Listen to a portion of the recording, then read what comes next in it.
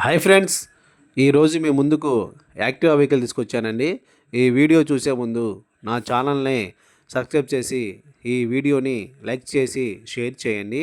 అట్లాగే video skip చేయకుండా చివరి వరకు చూడండి. యాక్టివా 2015 మోడల్ అండి.